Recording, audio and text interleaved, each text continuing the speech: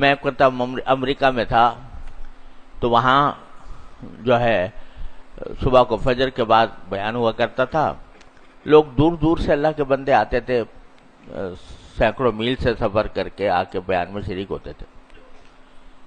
تو جب شروع میں گیا تو دیکھا تو وہ وہاں کے لوگ کہنے لگے جی ذرا یہ مجھے ہمیں بتا دیں کہ یہ عرش پر اللہ میاں کے بیٹھنے کا جو ذکر ہے قرآن شریف میں, تو یہ عرش پر بیٹھنا یہ حقیقت ہے یا مجاز ہے؟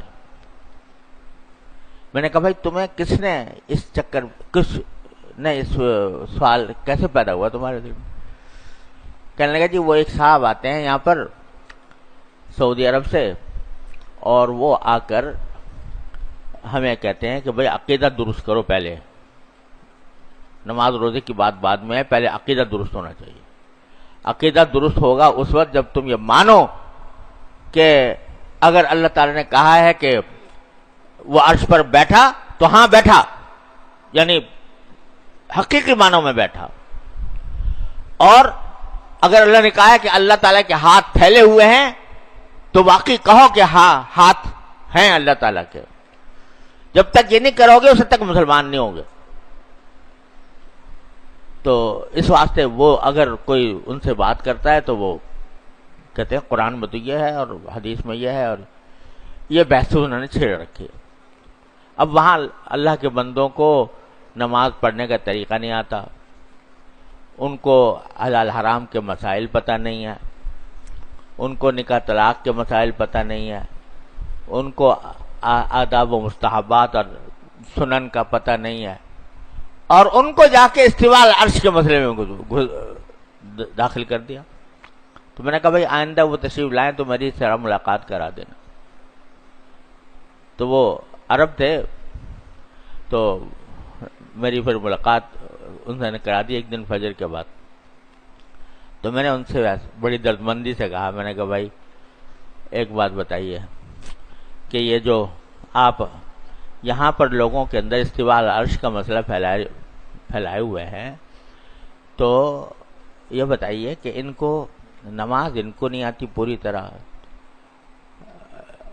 اور سنن و مستحبات کا ان کو علم نہیں, نکاح طلاق کے مسائل ان کو نہیں معلوم, حلال حرام کے مسائل معلوم نہیں. یہی سب سے زیادہ آپ کو سب سے زیادہ مسئلہ ہے کہ سب سے پہلے آپ ان کو آ کے سکھائیں کہ عرش پر بیٹھیں گے اللہ میں کیسے بیٹھیں گے.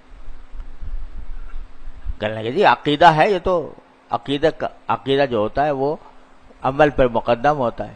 میں نے کہا یہ ایسا عقیدہ ہے کہ جس کے بارے میں قبر میں پوچھا جائے تم سے کہ بھئی استواء العرش کے معنی کیا ہے, قبر میں پوچھا جائے گا, حشر میں پوچھا جائے گا, اللہ تعالیٰ وہاں جا کے پوچھیں گے تم کیا عقیدہ رکھتے تھے استواء العرش کے بارے میں. یہاں سٹی گم ہو گئی. میں نے کہا عقیدے کی بھی دو قسمیں ہوتی ہیں. ایک عقیدہ وہ ہے جس کے اوپر ایمان لائے بغیر انسان کی نجات نہیں ہو سکتی. ایک عقیدہ تو ہے لیکن ایسا نہیں ہے کہ اس کو وہ مدار نجات ہو, نجات اس کے بغیر نہ ہو سکتی ہو. آپ نے کس بحث میں ان لوگوں کو ڈال رکھا ہے؟ کافی دیر الحمدللہ سمجھانے کے بعد اللہ تعالیٰ نے ان کے دل میں بات ڈالی. میں نے کہا بھائی یہاں ان کو سیدھی سیدھی دین کی باتیں سکھاؤ, اس بحث میں خدا کے لیے نہ ڈالو, یہ فرقہ میں بٹ جائیں گے اور سوائے فتنے کے اور کچھ نہیں ہوا. ابتغاء الفتنہ تو ابتغاء تاویل,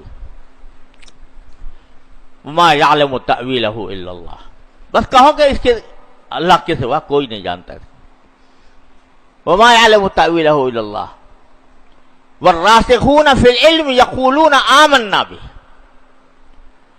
جو علم میں رسوخ رکھنے والے ہیں, پختگی رکھنے والے ہیں, وہ کہتے ہیں کہ جی ہم تو ایمان لائے ہیں اس کے اوپر, کل من عند ربنا, سب ہمارے پروردگار کی طرف سے, اس کی تفصیل, اس کی حقیقت, اس کی کنہ یہ ہمارے بس کی بات نہیں. تو ہم تو جیسی ہے ویسے ایمان لے آئے ہیں اس پر.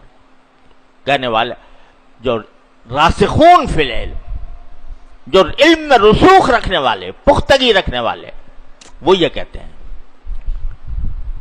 تو وہ کہتے ہیں کہ نہیں جی ہمیں اس بحث میں پڑھنے کی ضرورت نہیں ہے کہ اللہ میں نے اگر یوں کہا ہے کہ حضرت موسیٰ علیہ السلام سے کہا کہ میں نے تمہاری آنکھوں میں اپنی آنکھ کے نیچے تمہاری پرورش کی میں نے، تو اب اللہ میاں کی آنکھ کیسی ہے